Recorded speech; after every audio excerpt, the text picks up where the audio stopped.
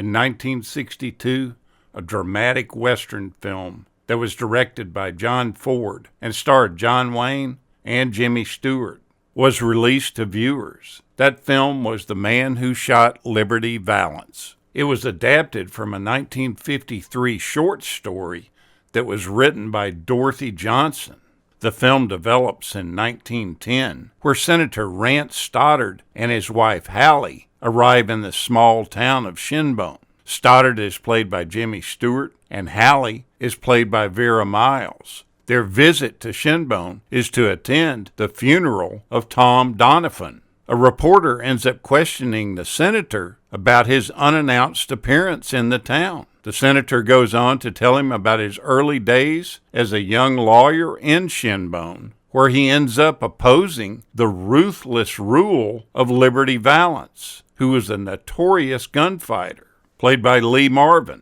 The only other two men in the town who were unafraid of this outlaw were Dutton Peabody, a drunken but courageous newspaper editor, and Tom Donovan, a respected rancher who is in love with Hallie, who at that time was a young waitress. Valance became outraged when Rance was elected delegate to a territorial convention and taunted him into a duel. Hallie knew that Rance couldn't handle a gun at all, and she pled with Tom Donovan, played by John Wayne, to save Rance. Tom is somewhat sick of Rance's foolhardy bravery, and he refuses to do this. Late one night, Rance and Valance face each other on the darkened main street of the town. Several shots ring out, and although Rance was wounded, Valance was the one who lay dead.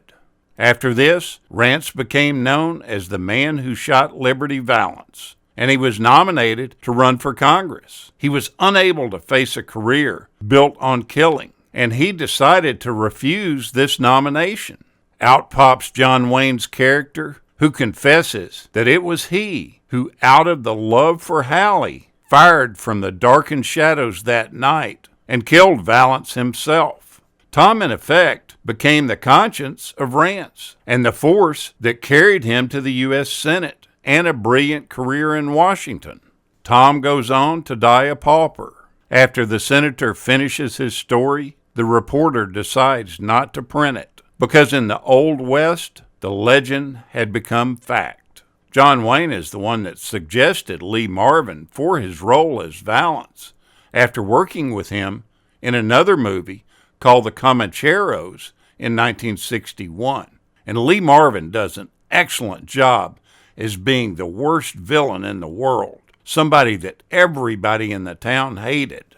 This is the one cast member that could get away with almost anything on this set, and that was Lee Marvin. John Ford really appreciated him, not only for his acting ability, but his service in the Second World War.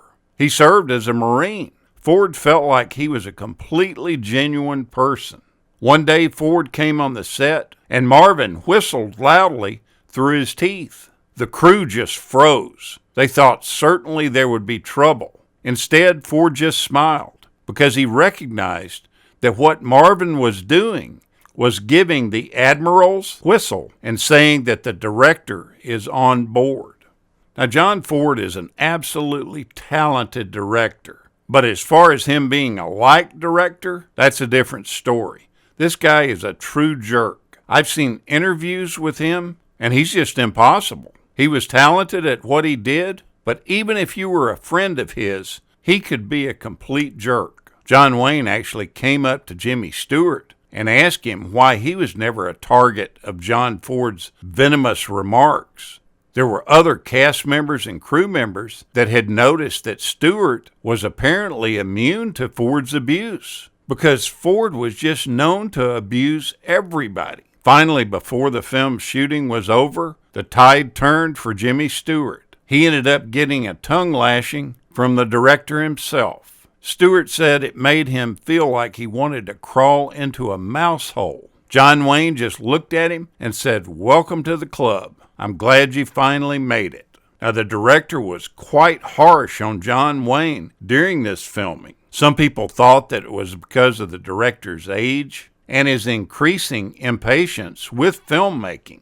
Others have said that he resented Wayne at this time because there were so few scenes that Ford worked on in John Wayne's film The Alamo that actually made it to the screen. Most of the footage that he shot was edited out. This went on the entire filming process. John Wayne was a target of his wrath. Why he tolerated this, I don't know. I guess he felt he owed John Ford a debt for making him the star that he was. One day on the set, Wayne casually suggested a minor scene change, but Ford lost his temper with him and screamed at him and said, "Here I take you out of these 8-day westerns. I put you in the big movies, and you give me a stupid suggestion like that."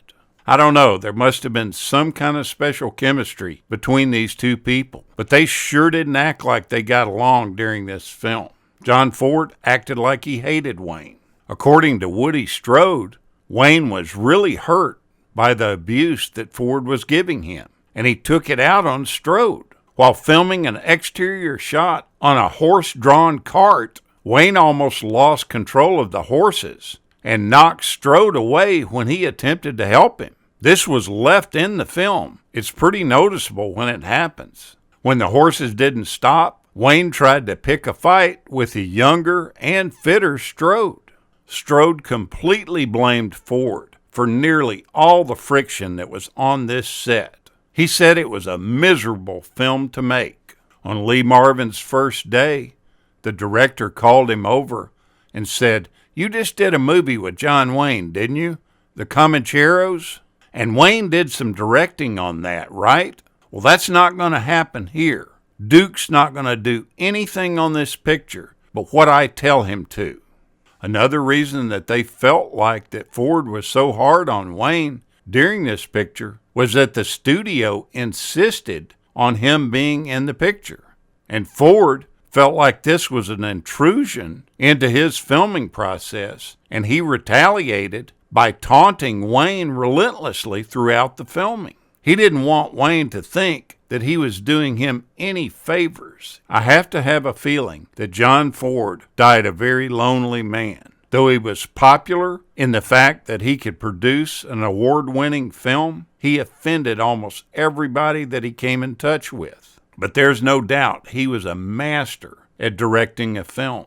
When he was asked why he shot this film in black and white, he responded by telling people that filming in black and white was much more difficult than shooting in color.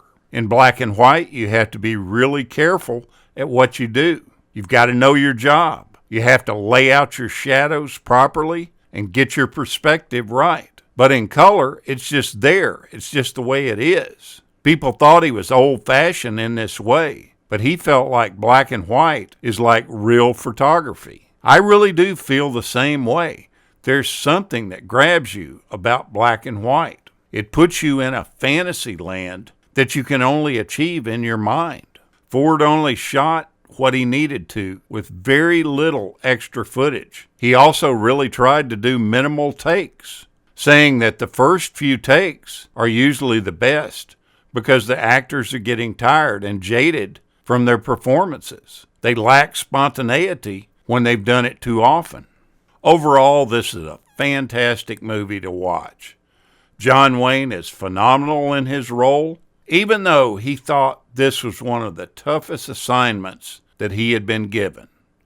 Thank you so much for watching, and we'll continue to chase the classics.